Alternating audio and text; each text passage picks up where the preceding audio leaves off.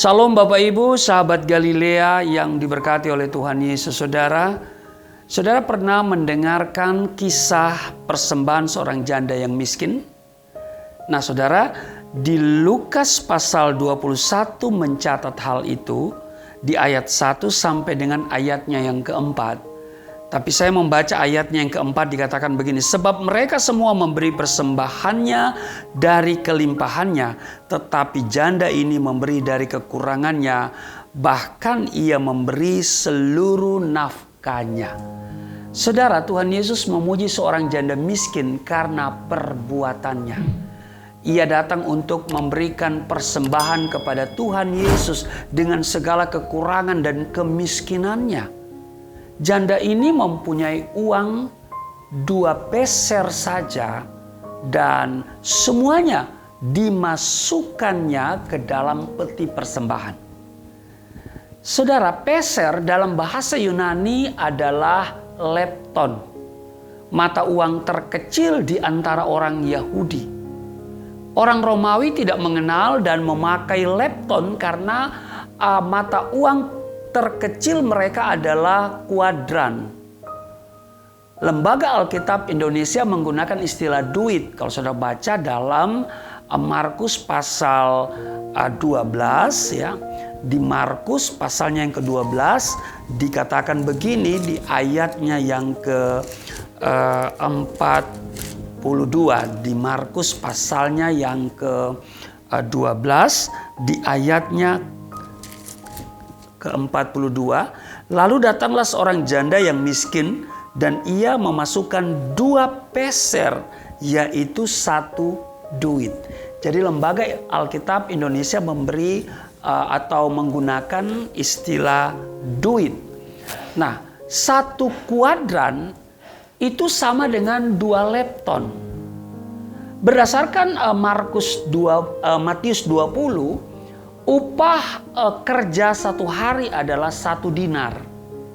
1 dinar itu sama dengan 128 lepton.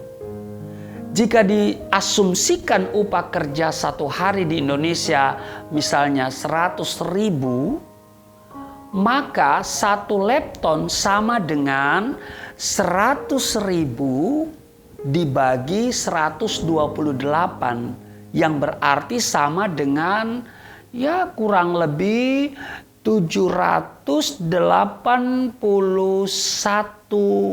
rupiah. Ya, jadi 781,25 sen. Jadi 781 rupiah 25 sen. Nah, jika dibulatkan 1 lepton atau 1 peser itu sekitar ya 800 rupiah.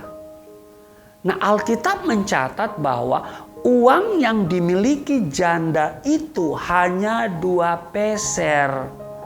Berarti, ya kan? Berarti kalau dikatakan 2 peser berarti 800 kali 2. Berarti 1.600. Dengan uang yang sekecil itu, saudara, janda itu masih mau memberi persembahan bagi Tuhan. Ini luar biasa. Saudara, janda ini tidak minta-minta, saudara, ya. Tetapi justru janda ini memberi. Dan karena itu, Yesus pun menyanjungnya. Saudara, sahabat Galilea yang diberkati oleh Tuhan Yesus, sebagai orang percaya, kita harus memiliki iman bahwa Tuhan memelihara kita dengan sempurna. Amin. Dan kita juga harus percaya pada pemeliharaan Tuhan. Tapi juga kita belajar memberi sebagai ibadah kepadanya. Jangan jadi orang kikir atau pelit seperti yang disebutkan di 1 Korintus pasal 6 ayatnya yang ke-10. Pencuri, orang kikir, pemabuk, pemfitnah dan penipu tidak akan mendapat bagian dalam kerajaan Allah. Jadi perhatikan saudara, orang kikir ya pelit ya. Kikir itu pelit ya. Saudara, apalagi ya? Ya, masing-masing daerah itu punya istilah ya. Nah, saudara ya. Jadi orang kikir itu ya disejajarkan dengan pencuri, pemabuk, pemfitnah, penipu. Mereka tidak akan mendapat bagian dalam kerajaan Allah. Nah, memberi dari kelebihan atau kelimpahan itu bagus. Tetapi memberi dari kekurangan itu juga luar biasa. Tuhan Yesus lebih melihat arti dan makna dari tindakan memberi itu sendiri. Memberi berarti mengambil apa yang sedang kita miliki dan menyerahkannya kepada orang lain. Pemberian yang baik itu disertai dengan ketulusan hati dan dilandasi dengan semangat rela berkorban bagi orang lain. Saudara, mungkin kita saat ini belum mampu memberi dalam jumlah yang besar. Kita tidak perlu malu, kita tidak perlu berkecil hati, apalagi merisaukan hal itu. Secara nominal mungkin kecil, tetapi di mata Tuhan itu sangat berarti jika kita memberikan yang terbaik dengan ketulusan, dengan sukacita, tentu juga dengan semangat berkorban. Amin. Manusia mungkin melihat jumlahnya, tetapi Tuhan melihat hatimu.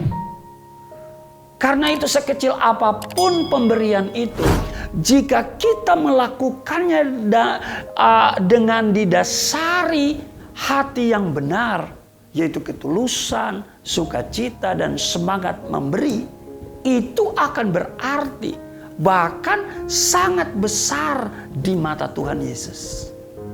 Amin. Cerita tentang janda miskin ini mengajarkan kita bahwa tidak ada alasan untuk tidak memberi, terutama untuk pekerjaan Tuhan, terutama untuk ladang misi ya saudara ya.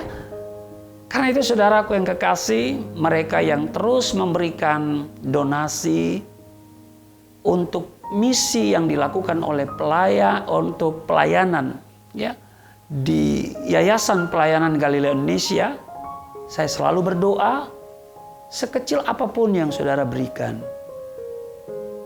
pasti berarti bagi Tuhan.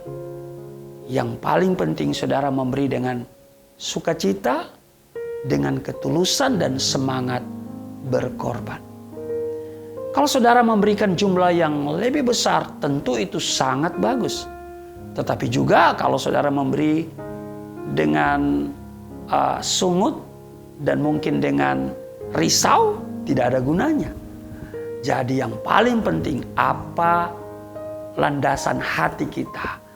Amin. Karena Tuhan melihat hati. Dan pasti Tuhan tahu. Tuhan Yesus tidak melihat besarnya nilai pemberian saudara. Dia melihat nilai hati yang tulus dari pemberian saudara itu. Tuhan Yesus memberkati. Mari kita berdoa.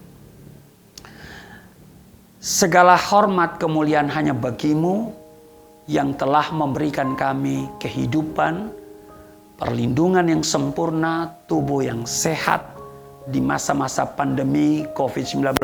Kami tetap terpelihara, bukan karena gagah kami, bukan karena kekuatan kami, tetapi semata-mata anugerah dan perlindungan Tuhan yang sempurna atas kami. Maka itu melalui tayangan firman Tuhan hari ini kami diingatkan.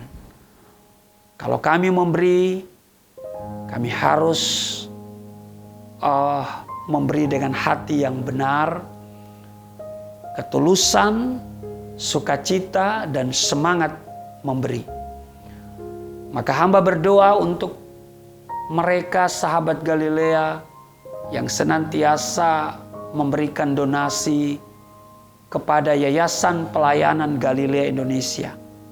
Tuhan, Engkau melihat hati mereka, dan setiap rupiah ataupun dolar yang mereka berikan, Tuhan kembalikan 100 bahkan 1000 kali ganda.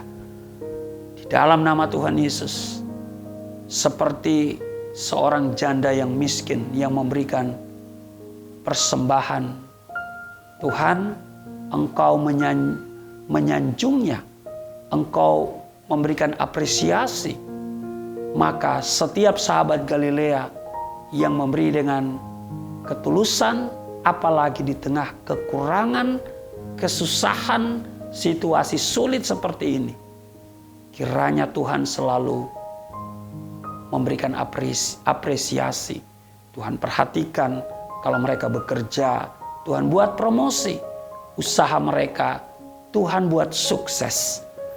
Amat terlebih, kami semua terpelihara di dalam nama Tuhan Yesus. Haleluya. Amin.